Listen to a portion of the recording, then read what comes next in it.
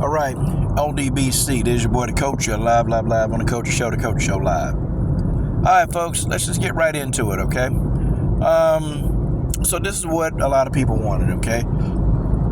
They want to see Deion Sanders humble. They want to see him fail. Well, Deion Sanders is neither, because from where I look at it, Deion Sanders has a 400% return on investment.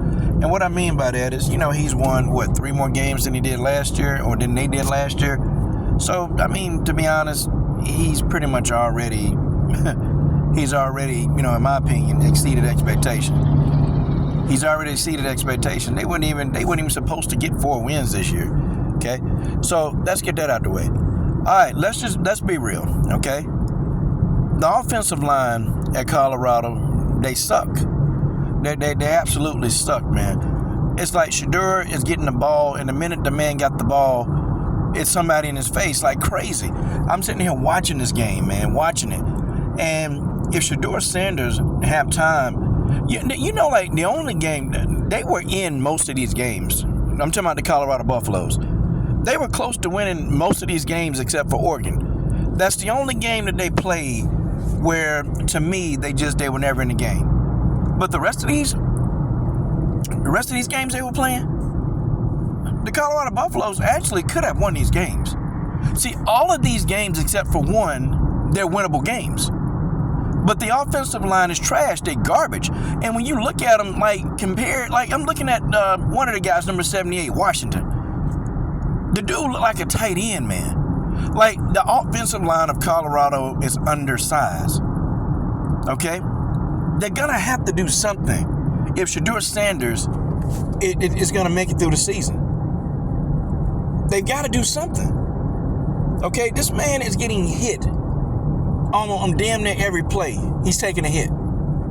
Sacked 7 damn times, man. They sacked this man 7 times. Shedeur Sanders limping. He's not going to make it to the end of the season healthy. It's not going to happen. They got to protect this guy. And it's like, okay, well, do they have any backup? Do they have any big-ass dudes? Like, I'm going to tell you what Coach Prime going to have to do. I mean, I don't even know if it's legal, man. Look, go to the Colorado weight room. Find a couple of big-ass dudes and put them out there. I'm dead serious, man. Because I think Coach Prime can get anybody out there that'll block better than this offensive line. Then, the offensive line was so frustrating, man, that I'm sitting here throwing stuff at my TV. I'm sitting here throwing things like, yo, you dudes, and there are even more overplays where you got guys running right by these guys, and it's like they so stupid because they're not even picking up on the blocks. Like, god dang. Folks, I even think there's some high school teams that could probably sack Shedeur Sanders. Like, that's how bad this offensive line is. It's terrible, man. Terrible. And then you're looking at, when Shedeur gets sacked, man, these guys, they have no sense of urgency. None. And you see Colorado trying to do everything, man. They're trying to put tight ends in there to help block. They're trying to put fullbacks in there to help block. Nothing's working. Like, folks, you cannot win football games. You can't win a football game if you can't block for the quarterback. It's impossible. It's just not going to happen. And the offensive line lost this damn game. Okay? F what you heard. The offensive line, I don't care about these other stats. Shedeur can't get the ball off, man. He can't get the ball off if this damn line won't block for the man. Crazy, though, he lead the country in passing yards. Lead the country in passing yards. This has to be the worst offensive line in the country. Hands down. They can't block for the guy. The guy can't do his job. Because you got an offensive line you got a line full of guys that can't do their job. Shedeur can't do his job because the offensive line won't do their job. They're terrible, bro. I don't care. I roll with Deion. And it's like, you know what? I'm going to tell you the feeling that I'm getting. These guys, a lot of them don't embody the personality of Deion Sanders. You better believe if Deion Sanders was an offensive lineman, the man would have broke his damn neck, man, in order to block for the quarterback. Like, these guys, they don't embody that personality. They don't have that I'm a die on the field personality. They don't have that. This offensive line is soft. They soft as fuck. They soft. And it's almost like, you just, and what does Coach Prime say? What does he say to him that he ain't already said?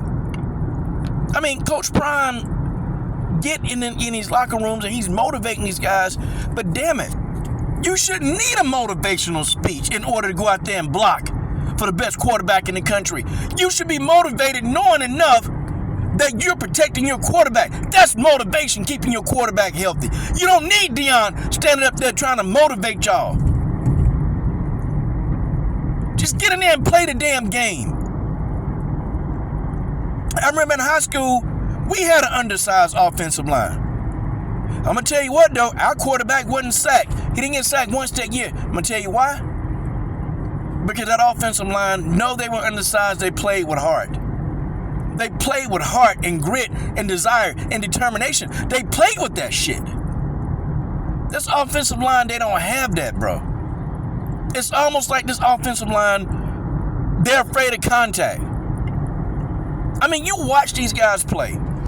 Now, cut the sound off from the game. Just cut it off. And I want you to go back and watch this game again, and you scout the offensive line. Like, really look at them. Look at them. These dudes act like they don't want to get any contact. Like, they legit act like they don't want to take a hit. And I'm sitting here like, damn, are you serious? Are you serious? You're getting your fucking quarterback killed. You're getting him killed. And then all the people online, it's like they laugh and praying on this man downfall. God, dog. I can't stand racism, bro. I can't stand it. I mean, I hate it with a passion. And then, you got Jason Whitlock. And I'm going to tell you, man, it's like Jason can't wait for Deion to lose so he can be there with his fat ass and just, like, overly criticizing the man. And Jason Whitlock still don't have no comments about Trent Dilfer. Yeah, Trent Dilfer, the former quarterback. He used to quarterback for the Tampa Bay Buccaneers, played for the Ravens. And many, many players in the NFL used to call Trent Dilfer a F-up. They used to call him a F-up. That's what they used to call him, a F-up. Okay? They used to call him the NFL F-up. I kid you not. Go look it up. They called Trent Dilfer the NFL F-up. And Trent Dilfer on the sideline cussing out one of his coaches. You ain't hear Jason Whitlock. Okay, you ain't hear Lee Corso and all them hoe-ass dudes. You didn't hear them guys talking about damn Trent Dilfer doing what he did. I'm so sick of racism, man. I'm sick of these bigot-ass people on TV. I'm sick of these racist I'm sick of these people, man. I'm sick of it. Like, it's to a point, man, where it's overkill. It's overkill. Every time somebody black do something excellent, it's like they want to tear it down. And every time somebody black do something that's not excellent, like when you're not winning, it's like they want to ridicule and just pour water on the fire and just yeah. I told you his black A wasn't nothing. See, that's the feeling, the modality that I get when Deion Sanders loses.